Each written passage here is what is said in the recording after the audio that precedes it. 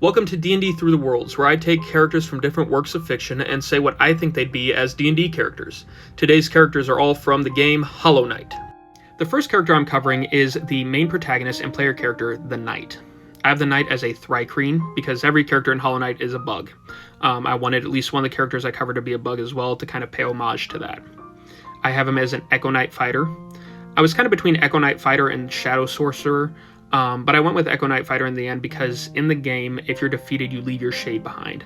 The shade is your source of power, and it's you. It really is just you. It is your personhood. It is your essence. And so having that as a mechanic in the game as the D&D character, I think would be really fitting.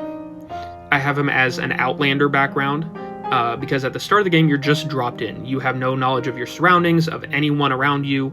You are completely blank. And so to everyone, you are a stranger. You are an Outlander. And I have him as true neutral. Like I said, he is a blank slate entirely. He has no concepts of good or bad, no concept of law or chaos.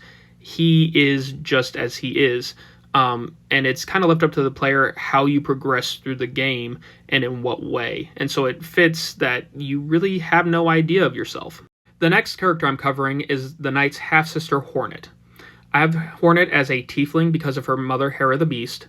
She has a different mother than the Knight and Pure Vessel, and with her mother's name literally being the Beast, it kind of fits into the fiend bloodline that tieflings have. I have her as an inquisitive rogue. She's very acrobatic and lithe and sneaky, and she's constantly traveling around the world and gathering information to kind of guide what she's going to do next. I have her as the hermit background. Again, she's outside of the world, kind of looking in, gathering information, and keeping to her own. And I have her as neutral good. She doesn't have any really set of laws that she follows or rules, but she does have the world and its people's best interest at mind. The next character is the Knight's brother, the Pure Vessel. The Pure Vessel is a little bit of a harder one because you don't really have any information on his personality before he was corrupted. You just kind of gather information as you travel. I have him as an Aesir, because he is the son of the king and the White Lady, and it kind of fits with the celestial, more upper planes vibe that an Aesir has. I have him as a warlock of the Great Old One and Pact of the Blade.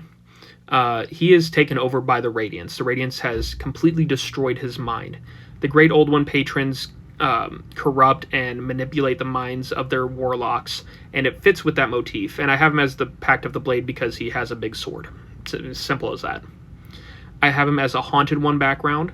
This one may not be as clear, but I kind of went with if he were freed from the Radiance, I feel like he would